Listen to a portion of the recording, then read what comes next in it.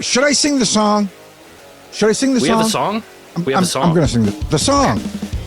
One shining moment. I don't know the words. One shining. Yeah, don't ask me either. That's the only part I know. Okay. Welcome to episode 12 of the new Cranky Workshop. I am Lee from Busted Knuckle Woodworks, and that is... I'm Jered from Inland Wood and Resin. Yeah.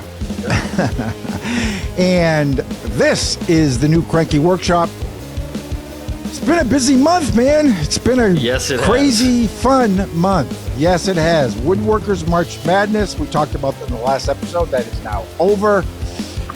We are closing in on 1,000 subscribers. Yeah. Which is very nice. I checked right before the show. 970. So we are close. Ow. And special treat for all the listeners today. We are going to give away a $100 gift card to the Katz-Moses tool store, kmtools.com. Hold on a second. He asked me to read something. They have a slogan. Cool tools for woodworking fools. Okay, that's what it is. I don't know. I just read what's on the card. Easy read right there. There you go. Hey, it's kmtools.com. So, and we're going to tell you how you can get that in just a minute. So let's talk about viewer comments.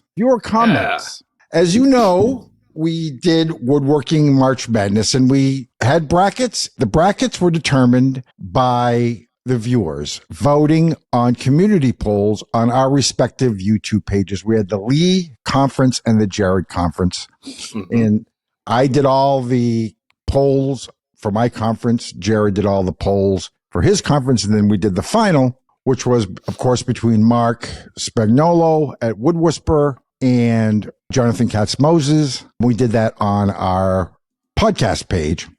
So I'd like to share a few of the comments. This was the best comment we received out of everything. And I'm going to lead with that one. This was from Jonathan Katz-Moses, and this was on the final matchup. Thanks for all the love. Humbled to be here for sure. I might regret this considering how many votes there's been already, but I will personally donate $1 to the Katz-Moses Woodworkers with Disabilities Fund for every vote, regardless of who you vote for. Have fun, and if I win, I better get something cranky. But he didn't win. I got a few ideas. No, well, he may not have won the vote count, but he definitely won the hearts of everybody who played along. So cheers to Jonathan. He certainly did. He certainly did. And that ended up, by the way, being 6,000 votes. So $6,000. He wrote the check this morning, showed it to all of us on Instagram. Fantastic. We spent $6,000 of Jonathan Katz money. He's going to be eating top ramen for the rest of the month, I think, and probably the rest of next month. Yeah, but yeah, so deserving of everything that he's done, and greatly humbled that he even threw that out there. Absolutely. And we want to keep the love going. So here's how we're going to give away this $100 gift card. If you donate $5 to the Katz-Moses Woodworkers with Disabilities Fund, and I will leave a link in the description, and I'll put the text here on the bottom of the screen, you will be entered into a drawing to win that $100 gift card from kmtools.com. Cool tools for woodworking fools. kmtools.com. And hold on, there's 3 minutes. For every, there's more. For every multiple of $5 that you donate, we will throw your name into the hat. So if you donate $10, you'll have 2 entries. If you donate $20, you'll have 4 entries, so forth and so on. What you need to do is you need to send the receipt from your donation to our email address. And I'll put that on the screen and I'll put it in the description. It's thenewcrankyworkshop@gmail.com. send us your name, send us the receipt for the donation. You have to do it before April 20th.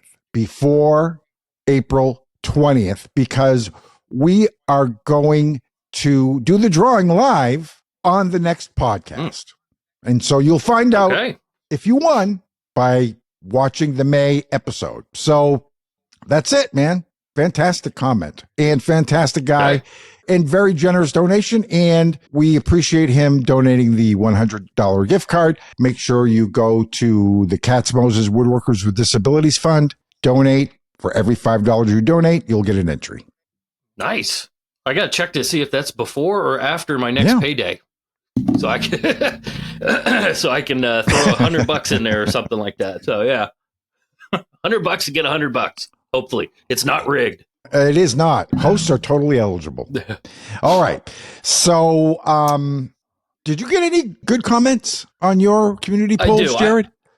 I did. I got a lot of stuff going back and forth on Instagram. So I'm going to start there first. It says, "Hey, Jered, I just caught wind of the March Madness thing you guys did.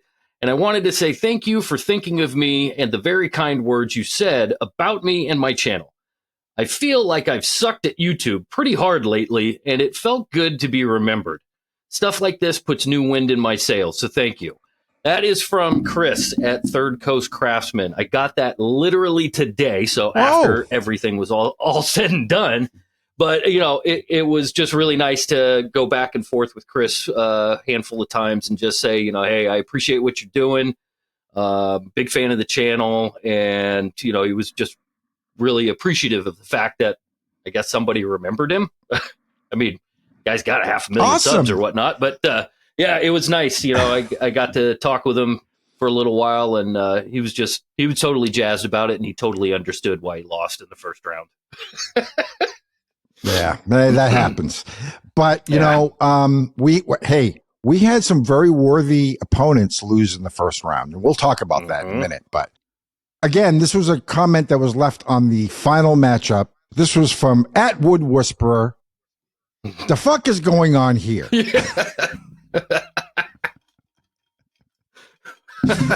To which Jonathan responded, "It's a whole thing. Welcome to the Thunderdome, Mark." To which Mark responded, "Finally, time for my Tina Turner cosplay." Yeah. Now, I don't know if beautiful. I don't know if Mark Spagnolo has the legs to pull off a Tina Turner cosplay, but I'd like to see. I think he ought to try it. Record it for Instagram and let us have a look, because and the big shoulders too. You got to do the big, if you're going to do the Tina Turner cosplay, you got to do the big shoulders. You got to do the little shorty skirt, and you got to do the legs. Yeah, for sure. Okay. All right, Jered, go for it. That was great. It took a lot of arm twisting to get Mark to at least, you know, hey, take notice of what was going on. So thank you again, Mark, for even taking 5 minutes out of your day. I feel kind of bad because he was like in Colorado on vacation, and here I am busting his balls about trying to get on this bandwagon and everything. So nonetheless, appreciate you taking the time to at least recognize that we're out there. So I don't remember which matchup this was, but that's Emmy award-winning Erik Curtis to you, sir.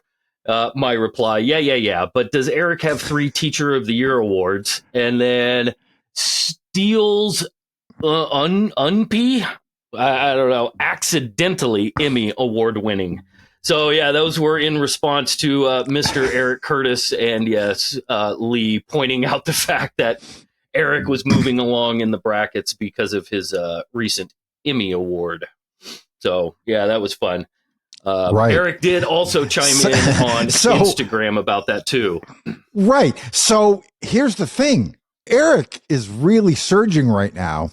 We had 2 16 seeds beat 1 seeds, one in my conference, one in your conference. And Erik was one in your conference, and he beat the number 1 seed in your conference, which was John from Longview Woodworks. So that's John Peters. That's a tough matchup. And if I remember right, he beat him handily. It wasn't close. Yeah. Now, this was also left by some small woodworker channel named Wittworks. I can't believe Discount Jimmy Kimmel is losing. So apparently, this is a whole thing where people think that Jonathan looks like Jimmy Kimmel with glasses. And so they call him Discount Jimmy Kimmel. I don't know. That doesn't sound kind, but it does have the right initials. So we'll go with that. What else did I get? There was a good one. Where did it go? Let me find it. From Tamar by 3x3 Customs? Never heard of them. What the hell is happening here? And then I had to go into a very lengthy description of what was going on and why I was tagging her like 3 times a day for a couple of days straight. And her response was, not going to get my hopes up. That's some tough competition. And I believe that message or interaction went back and forth like during the first round. And then lo and behold, she winds up making it all the way to the championship round of my bracket. She was in the conference final. Yeah, absolutely. Mm-hmm. I'm going to read one more comment, and I'm reading this because it's somewhat typical of a lot of the comments that I received, not just in the final, but across all the posts. At Caleb Cross 758, where is Bourbon Moth? So look, snubbed. we had to snub a lot of people. We did. First of all, to make the numbers manageable, and we explained this in the last episode, we limited it to American woodworkers. If we had opened it up to the entire world, it wouldn't be March Madness. It would be March, Summer, and Fall Madness, right? Yeah. So the other thing I want to point out, Bourbon Moth was in the draft, and neither one of us picked him. I don't know. Don't read too much into it. I'll just say the reason I didn't pick Jason is because the risk of injury from throwing himself repeatedly over a workbench, I thought was just too high. So, I didn't think he would last. All of those electric slides. Yeah. I mean, exactly. I thought about this too after the fact. Like, we didn't even include somebody like Matthew Peach. I mean, he's got a massive channel right now. Newton Makes is another one that is out there and is doing pretty well for himself. I mean, we could probably go on and on and on, and we just had to make a decision. It's nothing personal. We had to. We didn't. I mean, quite frankly, I wanted to include some of the smaller channels. That's why Drew was in there. That's why Erik was in there. That's why we wanted to make it kind of diverse. So we tried to do that.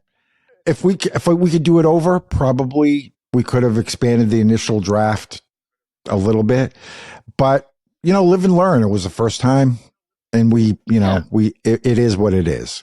But I will say, Bourbon Moth, there's a lot of love for Jason out there. So, and well deserved. So, yeah. So we're going to post all the matchups and the results, both my conference and Jered's conference, in the description. We don't have time to go over all of them, but I just want to go over a few that I thought were interesting. Of course, Mark was the overall champion. We've already talked about that. So first of all, before we start, I want to ask you, who did you have in the finals and who did you have winning the whole thing? My finals, let's see. I had Steve Ramsey and Wood Whisperer, and I was definitely a homer. Me too. I picked Wood Whisperer to win it all. Okay. I don't want to go back and say like, oh, this was the plan all along, but I figured with that first pick, I better pick the guy that I thought was going to win the whole damn thing. So who knew? That's exactly what I did. My first pick was the guy I thought who would take it, which was Steve Ramsey. I thought it would be Steve Ramsey versus Mark as well. My first pick versus your first pick, that was probably the safe bet. Yeah, that's who I had, Steve versus Mark, and you had the same. So now we mentioned that there were two 16 seeds that beat one seeds, one on your side, one on my side. So mine was Drew Wittworks versus Cam Anderson at Blacktail Studio. Drew got the assignment, right? Because we said campaigning for yourself was not only allowed, but encouraged, right? And Drew shared it on his community page, and that's what put him over the top. And by the time Cam realized what was happening, the match was over, and he left a one-word comment that said, recount. Dude, sorry, though. No recounts on YouTube. Yeah. I figured as soon as anybody would take it seriously and get their audience involved, what we thought would be the winner of a matchup would totally go out the window. Sure, of course. Yeah, absolutely. And that's the way it should be. When you're in a sport, you try to fill the stands with your own fans, right? Mm-hmm. Or in the case of the Oakland A's, you fill the stands with other people's fans. It's going to be another one of those seasons, boys. You can take pot shots all you want. All right. Now, Jonathan was definitely the Cinderella of the whole thing because everybody he beat was a higher seed. He was 10th. He beat Izzy Swan in the first round, who was the 7th seed. He beat Jimmy DeResta in the Elite Eight, who was the number 2 seed. And in the Final Four, he beat Steve Ramsey, who was the 3 seed. And then in the conference final, he beat James Hamilton, Stumpy Nubs. Mm-hmm. James Hamilton went all the way to the conference final, and that really surprised me. It really surprised me. I think it shows there are a lot of creators on YouTube, especially now, who are cruising on their reputation.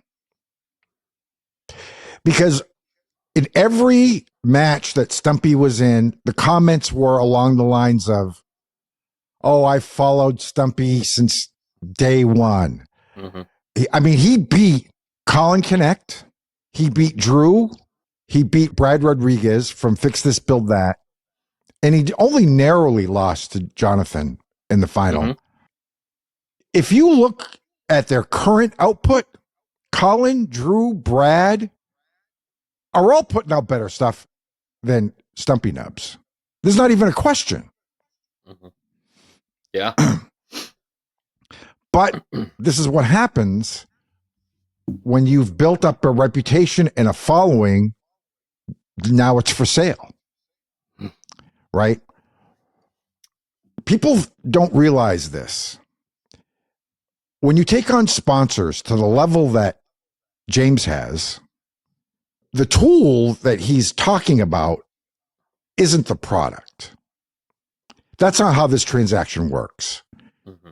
The trust that he's built with the audience is the product.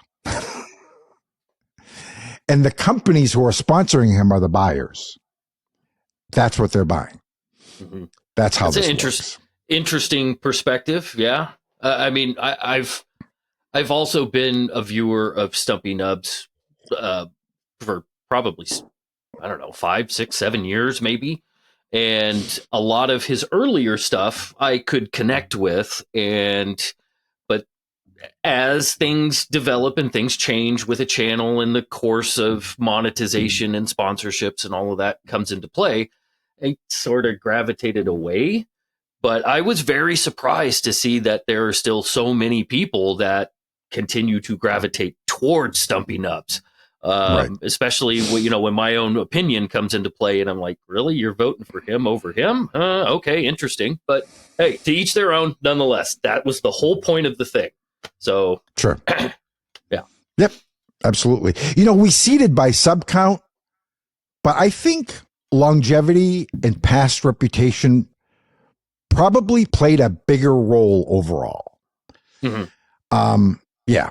I would say that it played a bigger role on your side of the bracket. On mine, obviously with Erik Curtis, I saw a little more of the "What have you done for me lately" mentality. Because hold on. You have to use this whole title. Emmy award-winning Erik Curtis. I apologize. Yeah. Damn. Okay. Did it. Sorry, Erik.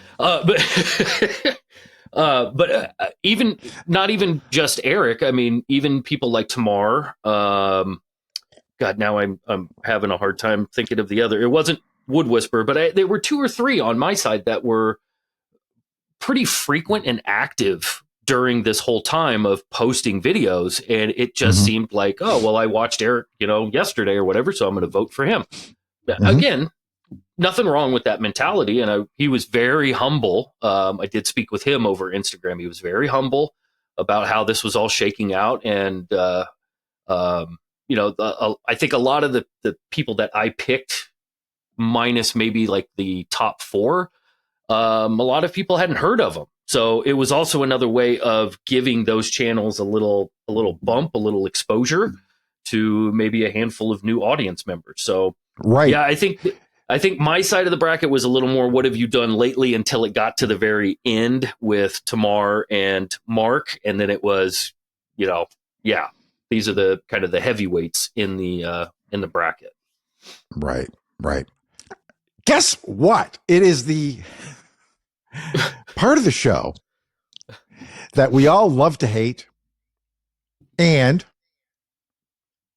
I hate to love. Absolutely. Yeah, it's the best part. And that is what's making us cranky right now. Oh, we got some good ones today, boys and girls. We got a couple of good ones. I went first last time. I got to hear yours first. Hold on a second. I got to do the line. Ah, damn it. Jered. This is the 3rd time we've done it. We'll get it right. Eventually we will get it right. Okay, Stoic. Here we go. Jered, what is making you cranky right now? Okay, boys and girls, what is making me cranky right now? So, I don't know if this is a new thing for smaller channels. I have noticed at least 3 videos, and one really, really set me off. And it is blaming tools for your fuck up. So, I have seen a handful of videos on and recent videos of people pointing out like flaws in manufacturing, and you didn't take that into consideration, and now my part that I'm milling is out of square, something like that. Okay, fair enough. But I came across a video, and I got to switch over to a different screen here so I get it right. It is from a channel called Built Not Bought, and it's not with KNOT. Haha. And the video was I don't remember the name of the actual title, but in his thumbnail, it clearly stated, Shaper Origin ruined my project. Now, obviously, I am a Shaper fanboy. Big fan of the tool. Love it. So you've piqued my interest.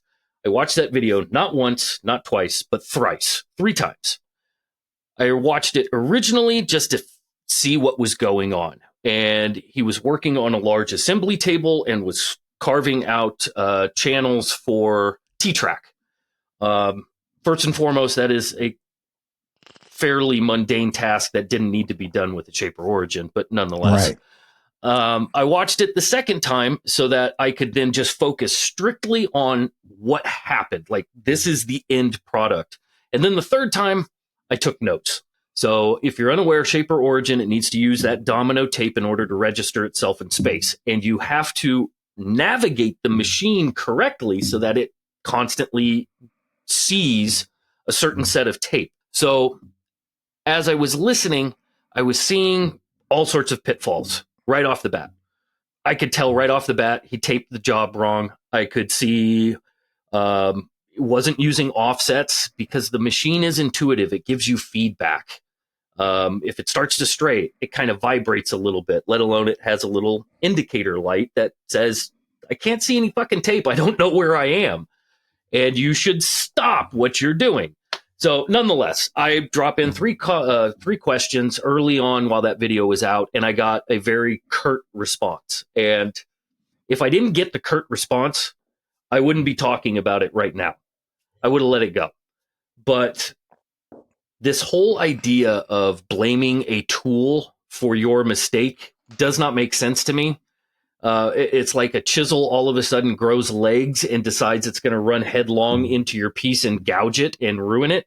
That's not what happens. You have to wield the thing.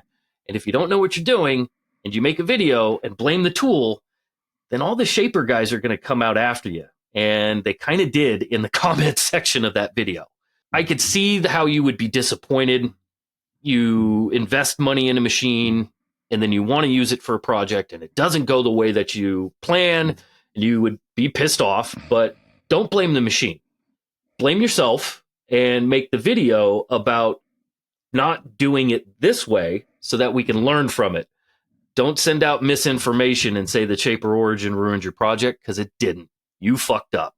And that is what's making me cranky right now. Okay. Lee, what is making you cranky right now? We're getting this down. Yes. Okay. So, I want to talk about hate comments, but not just any hate comment, a particular kind of hate comment from a particular kind of source. Now, I get a shitload of hate comments. I do not give a fuck. Go ahead. Give me your worst. I don't care. Now, I've talked about this on the show before, briefly. You and I have talked about it on the phone. I have a habit of hate watching channels. Mm-hmm. I subscribe to woodworking channels that are terrible, really terrible. And I watch every video from beginning to end on those channels. And I watch them on purpose because I want to know how low the bar goes on this platform. And I'll tell you, it goes pretty fucking low. But one thing I would never, ever, ever do is I would never leave them a comment about your video sucks. You're doing it wrong. This is ridiculous. Why did you make this video? This is stupid. I would never, ever, ever do that.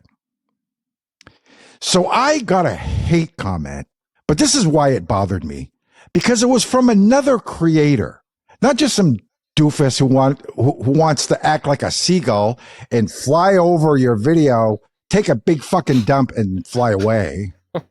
Those are the trolls. This is a guy that I know and used to respect. And his name is Adam Barnett, and he has a channel called Barnett Builds. So the video that he commented on has, as of right now, 750,000 views. Oh, you went and after 25,000 likes. So somebody liked it. I mean, I don't know. Yeah. It did something well. Couldn't have been that bad. But he left a comment, and in this comment, he called my video ridiculous. He said, your science is wrong. There was no science in it, but yeah, grossly inaccurate. That was another word he used. Grossly inaccurate. Okay. This comment, and I printed it out because I wanted you to get a scale of this, was 431 words. 431 words.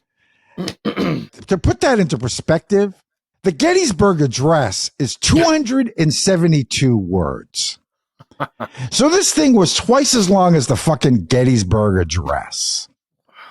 Now, I get the irony here because we've shit-talked our fair share of creators. But there's a difference. Because number one, I'm doing it on my fucking show, not on your comment section. And number two, nobody watches this.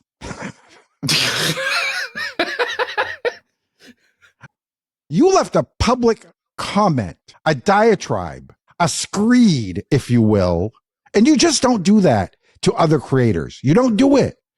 You know how hard this is, Adam. You fucking know how hard this is. Not everything that I say in every video is 100% correct and perfect. And I'll tell you, not everything that I do is the way you would have done it. And I've seen you do this on other people's videos before. I've seen you do it on other people's videos before. So I'm going to take the Barnett Manifesto here, and I'm going to roll it up. And I'm going to tell you what to do with it. There you go. And that is what's making me cranky right now. Woo-hoo. Yeah. Oh, goodness. Yeah. Those hate comments are a load of fun until they're not. Man. Yeah. 400 words. Holy shit. I don't even know if I'd have the stamina to read that. But, you know, the thing is, if I had gotten that from anyone else, delete, move on. But, you know, from somebody who should know better. So anyway. Moving on. Moving on. I want to talk about WorkbenchCon because I came back from, yes, I went to WorkbenchCon last month. This is for people who maybe have never gone, who maybe were on the fence about it like I was. And I want to talk about my experience and whether or not you should do it and whether or not it was worth it.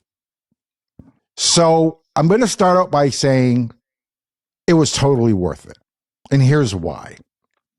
If you talk to anyone about what's the number one reason you should go to WorkbenchCon, they will tell you the networking opportunities. And I totally agree. Now, it's not cheap. It's $700 to go. And then you figure another $700 for the hotel room and fees and food and incidentals. It's 3 days, 2.5, 3 days? 2.5 days, 2.5 days. Okay. And then you figure another $400 or $500 maybe for a plane ticket. It cost me over $2,000, about $2,000 for basically what amounted to 2 days of ass grabbing and backslapping. And yeah, Instagram selfies. Right. Yeah.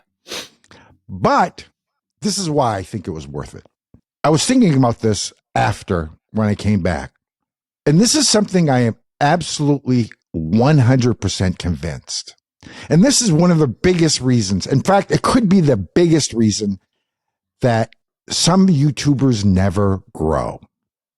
You cannot grow on this platform without help. Think of it as show business.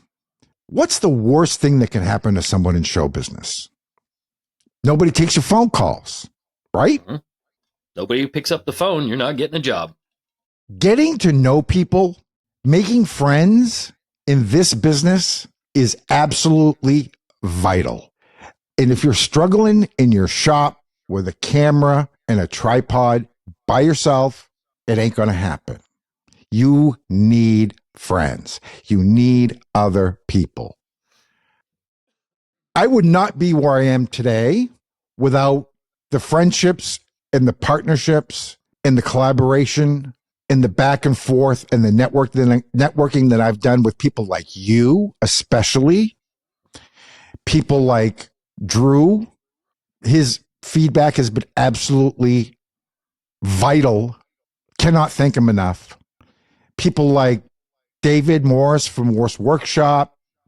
I'm just going to forget so many people. Suman, John Cesaro. People who talked to me when I was nobody. Nothing. I reached out to a lot of people, and most people ignored me. But the people who didn't were really, really super valuable. I mean, there's so many other people I could mention. John Sexton from Biscuit Tree, Corey Rush from Fortress Fine Woodworking. So, yeah, the $2,000 was worth it. To meet those people, most of them who I'd never met in person, to look them in the eye, to meet them, to say hello, to shake their hand, to eat a meal with them, can't beat it. I would not even hesitate. From just to respond to what you said, I think from a bystander's perspective, somebody who's seen this a handful of times over the various social media platforms, we get this belief that like, oh, it's just it's another fucking trade convention where everybody shows up to get shilled and sign up for sponsorships. Like, here's the clipboard. Would you like Total Boat? Here, that kind of thing. Right. And I don't mean this jokingly, but I think a lot of the accounts that I was following, including yours on Instagram, I mean, I was kind of living a little vicariously through all of the constant updates as far as stories. Like, hey, shit, I ran into Suman. Oh, shit, there's Cam. Oh, shit, I just ran into Jason Benton. We just trashed him on the next episode. I could see how that would be hugely beneficial. And, we talked back and forth, and I told you, I'm kind of a stick in the mud when it comes to large crowds kind of thing. I'm not that gregarious guy that runs up and wants to shake everybody's hand. But I'm very shy myself, I even still, it's just like, I think there, didn't look like it from those pictures. Like, get the fuck over here. Snap, we're taking a picture. No, I do think you're absolutely right. This is a hard lesson that I had to learn as far as relying on other people's perspectives. You start by yourself, and then hopefully you can build relationships and inroads with people. And I guess, it's an actual event that is taking place on a regular basis that a lot of people are going to go to. We've talked about like woodworking shows in the past. Who the hell knows who's going to be at those things? Right. I just realized that there are two channels that I really enjoy, and they're over on the other side of the state. I didn't know they were in Washington. I'm like, oh, sweet. And I find out their information, and I start talking to them. And it's like, oh, yeah, I'm going to be in Spokane in a couple of weeks. We're going and getting a beer. Okay. There Let's you just go. make it. Yeah. So I think you're exactly right. The networking mentality, or the aspect of WorkbenchCon and networking with people, even if it's just actually physically being in the same space, is tremendously valuable. So yes, Lee, I'm planning on going next year. Okay, fantastic. Well, listen, the seminars are mediocre at best. If you're going for that, don't bother. I mean, Erik Curtis, Emmy Award winning Erik Curtis gave a talk, and it was quite good. John Cesaro, his creator course team with Sam and Cam and Brad, that talk was quite good. The rest of them, most of those people had no business giving a talk on what they were talking about. When you go to a $700 conference, you expect to hear seminars from people who know what they're talking about, and most of them did not. If you want to inject humor into your videos, here's a good idea. Do cutaways to The Office. Once I heard that, I tuned out. I was like, okay. Oh, dude. Jesus Christ. Sorry. No. You are full of shit. Okay, so they tried to do after hours activities that nobody went to because the music was so loud that you had to scream to be heard. That's why everybody loses their voice. That's why on Instagram, after, when people came back, they were doing stories like, because you can't talk. That's why everybody hangs out in the lobby where you can't hear that music, because nobody is paying $700 to listen to somebody's shitty iPod like it's a fucking high school prom from 2004. Yeah, nothing but mashups. Yeah, listen. If you run WorkbenchCon or have anything to do with it, stop that bullshit. Okay? Nobody fucking cares. Don't hire a DJ. They hired a DJ. God, no. Yeah, I mean, being in the world of education, I've done my fair share of these seminar type things, and I think we usually call it breakout sessions.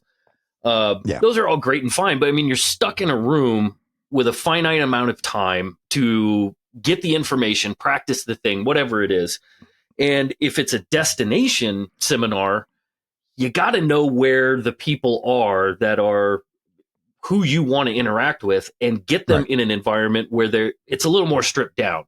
So I've always been a fan of finding the closest bar, and that's usually where the people are going to congregate, and then, being able to There was a really good bar in the brain. hotel. The hotel was super nice. There was a really good bar in the hotel, and that's where everybody hung out. Yeah. So, and there were some stories that I wouldn't share even on this show, believe it or not. But anyway, so that's WorkbenchCon. So let's get into video spotlights. I'll go first since you went first.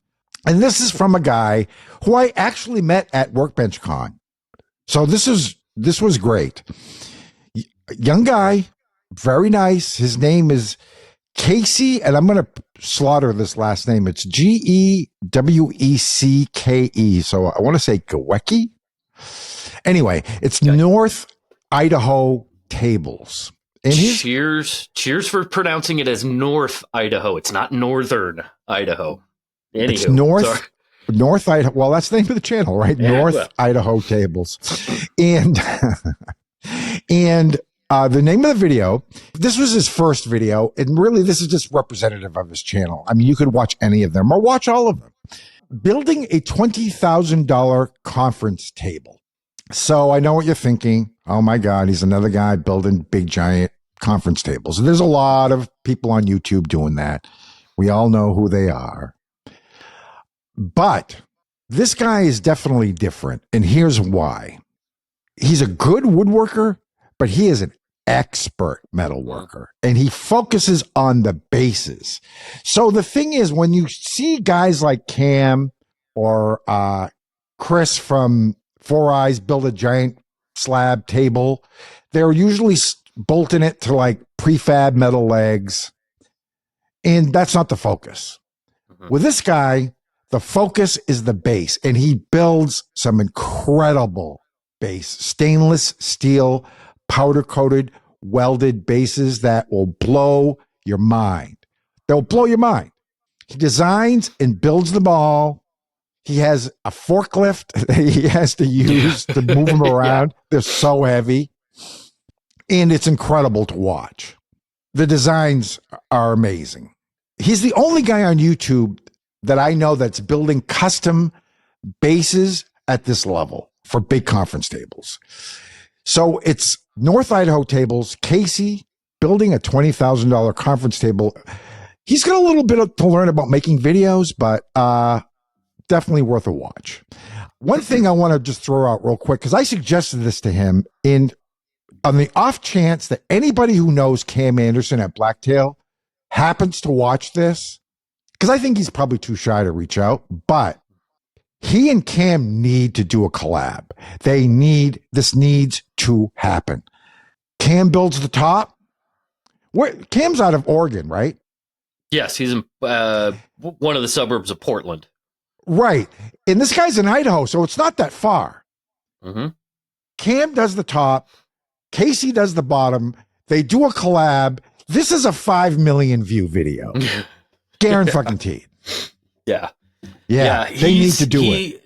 Casey is over in Coeur d'Alene, which is less than a half an hour away from me. Right. And I believe in that video, he's sourcing the material from, God damn it. Now I can't remember the name of the place. But it's actually from Portland. It's one of the largest walnut retailers on the West Coast. Gobi walnut. Anywho, I think it's the same place that Cam sourced a lot of his material from early in his YouTubing career. So yeah, it's just, he is in a great physical location to do this type of work, and the level of talent involved with those bases, that's the selling piece. I mean, I hate to say it, but you've seen one slab table, you've seen them all until you put a kick-ass base on it. And the nice thing is his work, the base doesn't really overshadow the top. No, but there's a really tasteful. There's a good symmetry between the two, and that one doesn't overpower the other. Right. It isn't like the base is so crazy that you can't look at the top, right? Mm-hmm. It's really tastefully done. The designs are insanely spot on. Yeah, they need to do a collab though, because this guy only has a few thousand subs, and it would launch him into the stratosphere, and he deserves to be up there, man. Yeah. So anyway, who do you got?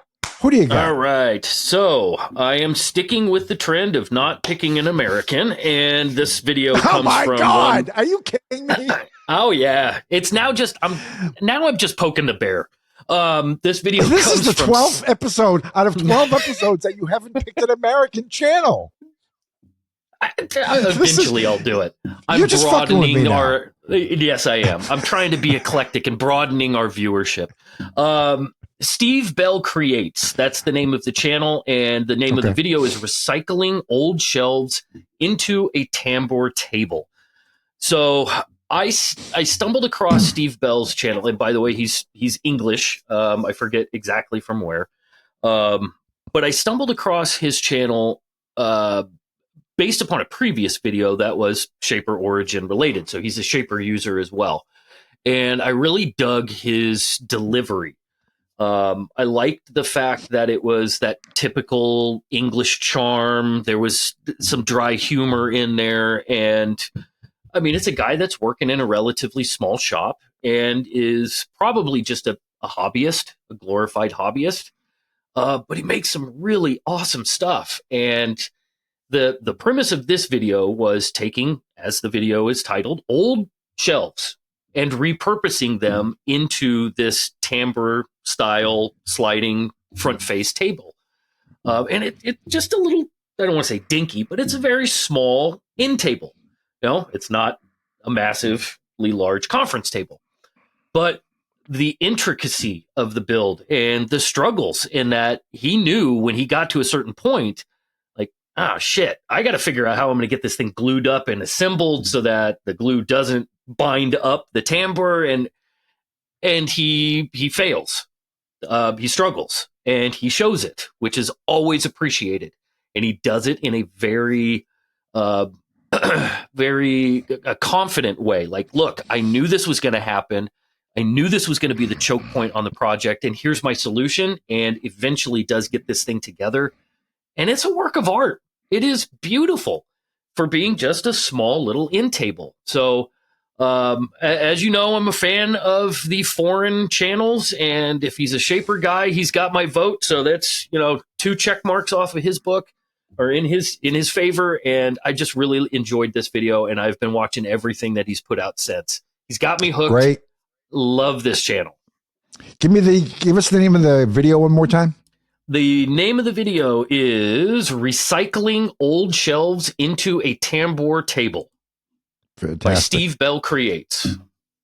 And that is Video Spotlights, guys. Now, don't forget, we have a playlist on our YouTube page where every video that we've spotlighted all the way through all 12 episodes are located in order, so you can watch them. They're all very worthy watches, and hopefully you'll pick up a few new channels and curate your feed that way.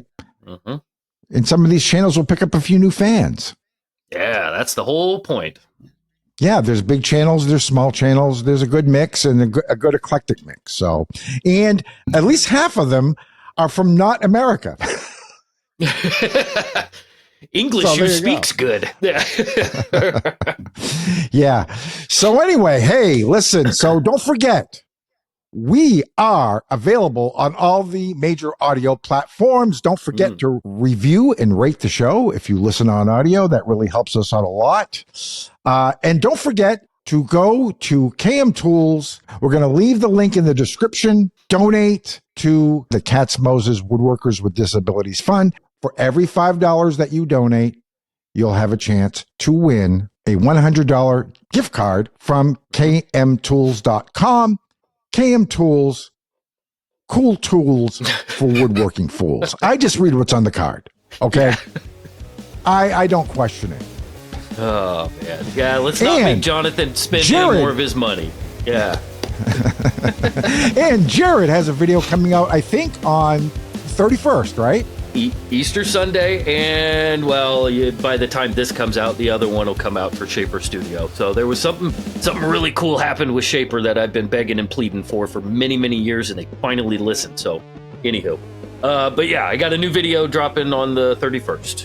Absolutely, and I have a video that just came out last week. So go ahead, check out Jered's video, check out my video if you haven't had a chance to already. And thanks for listening, and thank you, sir, for doing this dumb show with me.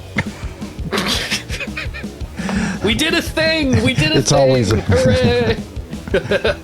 Yay! We gave away some rich guy's money. No, he's not. Yeah. He's not rich. Not anymore.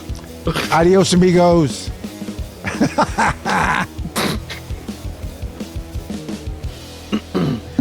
Yeah.